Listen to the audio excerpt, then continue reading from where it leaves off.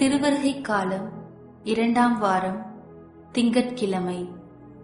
முதல் வாசகம் இறைவாக்கினர் எசையா நூலிலிருந்து வாசகம். அதிகாரம் 35. இறை வார்த்தைகள் 1 முதல் 10 முடிய. பாலை நிலமும் பாழ்வெளியும் அகமகிலும், பொட்டல் நிலம் அக்களிப்படைந்து லீலி போல் பூத்து குலுங்கும்.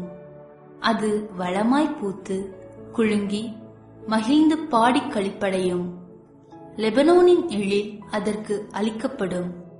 கர்மேல் சாரோனின் மேன்மை அதில் ஒளிரும். ஆண்டவரின் மாட்சியையும் நம் கடவுளின் பெருமையையும் அவர்கள் காண்பார்கள். தளர்ந்து போன கைகளை திடப்படுத்துங்கள், தள்ளாடும் முழங்கால்களை உறுதிப்படுத்துங்கள். உள்ளத்தில் உறுதியற்றவர்களை நோக்கி திடன் கொள்ளுங்கள், அஞ்சாதிருங்கள். இதோ உங்கள் கடவுள் பழிதீர்க்க வருவார். அநீதிக்கு பழிவாங்கும் கடவுளாக வந்து உங்களை விடுவிப்பார். அப்போது பார்வையற்றோரின் கண்கள் பார்க்கும், காது கேளாதோரின் செவிகள் கேட்கும்.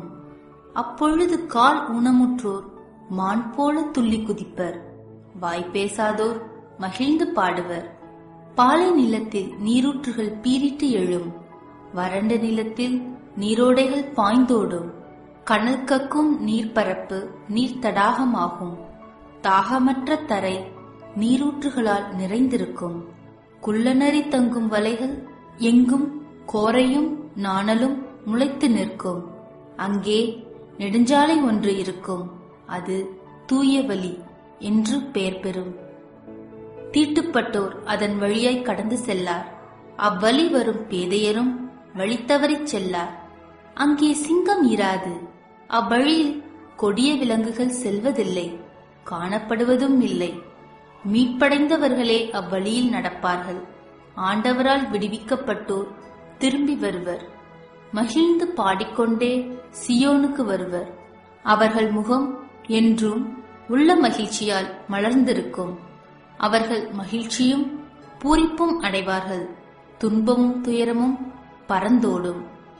இது ஆண்டவர் வழங்கும் அருள்வாக்கு. இறைவா, உமக்கு நன்றி.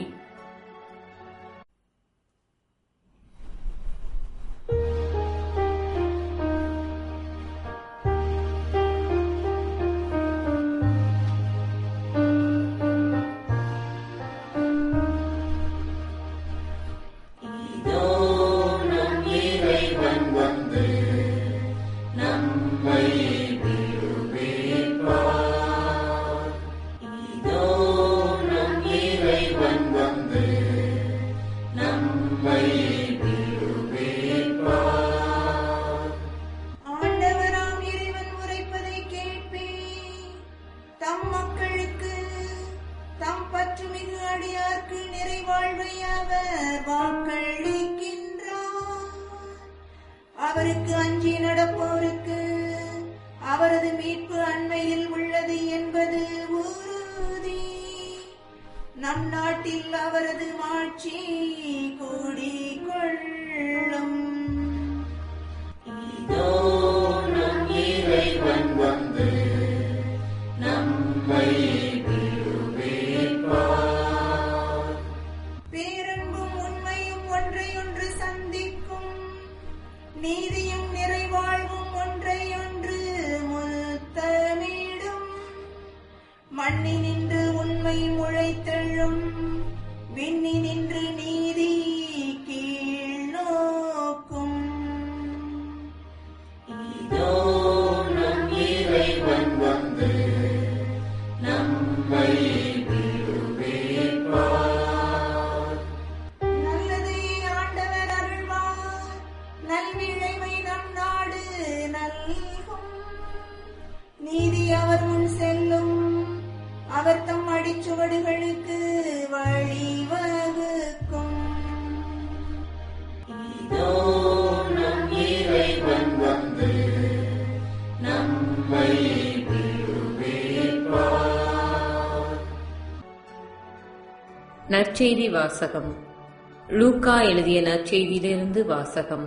அதிகாரம் 5, 17 முதல் 26 வரை உள்ள இறைவசனங்கள். ஒரு நாள் இயேசு கற்பித்துக் கொண்டிருந்த போது கலிலேயா, யூதேயா பகுதியிலுள்ள எல்லா ஊர்களிலிருந்தும் எருசலேமிலிருந்தும் வந்திருந்த பரிசேயரும் திருச்சட்ட ஆசிரியர்களும் அமர்ந்திருந்தார்கள்.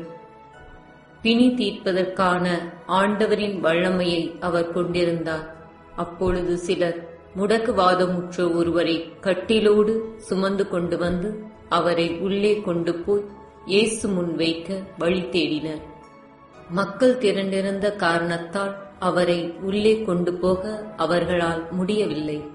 எனவே அவர்கள் கூரை மேல் ஏறி ஓடுகளை பிரித்து அவ்வழியாய் மக்கள் நடுவில் அவரை கட்டிலோடு இயேசுவுக்கு முன் இறக்கினார்கள்.